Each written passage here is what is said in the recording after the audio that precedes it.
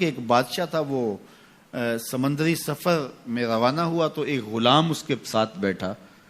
تو جب وہ کشتی ڈولتی تھی، ہچکولے کھاتی تھی تو وہ چیخے مارتا تھا، تو کشتی والوں کا سکون برباد ہو گیا. ایک دانا شخص تھا، اس نے کہا بادشاہ اگر آپ اجازت دیں تو میں اس کو چپ کرواؤں. اس نے کہا یہ تو کمال مہربانی ہوگی. تو اس نے دو نوجوانوں کو کہا کہ اس کو ذرا ہاتھوں سے پاؤں سے پکڑ کر کے پانی میں غوطے دو. تو اس کو پانی میں پھینکا، جب وہ ڈوبنے لگا نکالا اور کشتی میں بٹھایا. وہ چپ کر کے بیٹھ گیا، اب کوئی چیختا نہیں ہے. تو بادشاہ نے کہا کہ اے دانا شخص، مجھے سمجھ نہیں آئی کہ یہ شخص کو آپ نے کیسے چپ کروا دیا. کہا بادشاہ دریا میں غرق ہونے کی تکلیف کو نہیں جانتا تھا، اس لیے کشتی کی سلامتی کی قدر نہیں تھی اس کو. اب اس نے وہ غرق ہونے کی تکلیف دیکھ لی، اب کشتی کی سلامتی کی اس کو قدر ہو گئی ہے. تو اللہ نے جو ہمیں عطا کیا ہے، آپ دیکھیں کہ اس سے نیچے کتنے لوگ بستے ہیں. جب آپ نیچے فرشت دیکھیں گے جو بیچارے نانے شبینہ کو ترستے ہیں.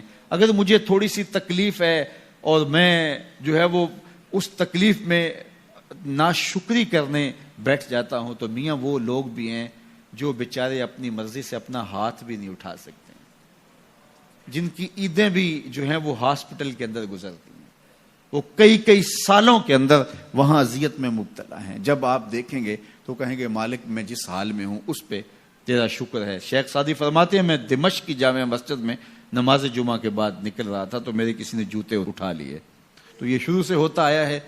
تو کہتے ہیں کہ میں ننگے پاؤں جا رہا تھا اور میری حالت یہ تھی کہ میں جوتا خریدنے کی استطاعت بھی نہیں رکھتا تھا. تو میں دل میں شکوہ گناہ تھا کہ اتنا بڑا لوگ تجھے امام سمجھتے ہیں اور تیری یہ مالی پوزیشن کہ جوتے بھی نہیں خرید سکتا. تو آگے میں نے دیکھا ایک شخص تھا جس کے پاؤں ہی نہیں تھے اور وہ رینگتا ہوا آ رہا تھا.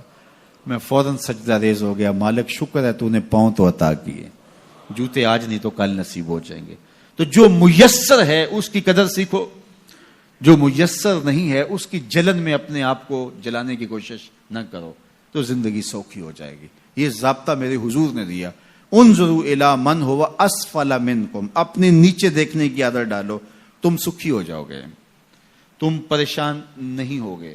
لیکن اگر شوق ہو تمہیں اوپر دیکھنے کا تو فرمایا پھر دین میں جو اپنے سے اوپر ہے ان کو دیکھو. کہ میں تو یار صرف 5 پڑھتا ہوں، یہ تہجد بھی پڑھتا ہے. میں تو صرف رمضان کے فرض روزے رکھتا ہوں اور یہ ہر ماہ نفلی بھی رکھتا ہے. میں تو صرف زکوٰۃ دیتا ہوں، یہ صدقات و خیرات بھی کثرت سے کرتا ہے. یہ لوگوں کے کام بھی آتا ہے، دکھیوں کی مدد بھی کرتا ہے. تو پھر ان کو دیکھو گے تو پھر تمہارے عمل میں قوت پیدا ہوگی.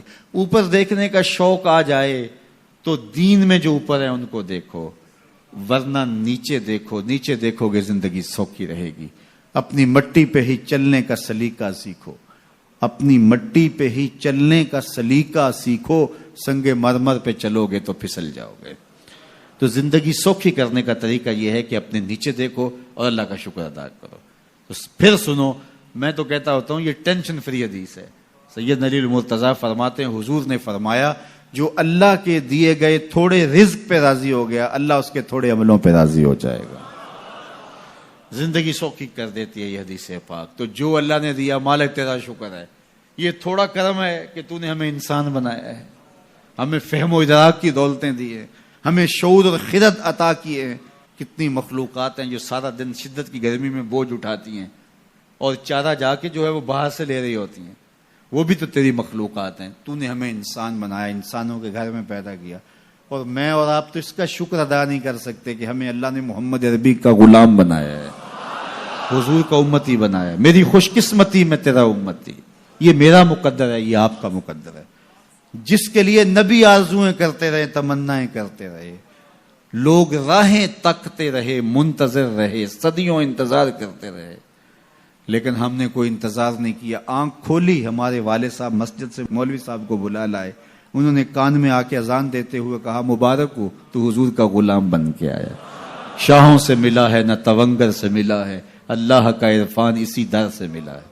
اوروں کو ملا ہے تو مقدر سے ملا ہے، مجھ کو تو مقدر بھی تیرے در سے ملا ہے. یہ میری اور آپ کی خوش بختی. تو جتنا بھی شکر ادا کرے تھوڑا، تو لوگوں کے کام آئیں، لوگوں کے لیے جو ہے وہ خیر کی چابی بنے اور شر کا تالا بنے.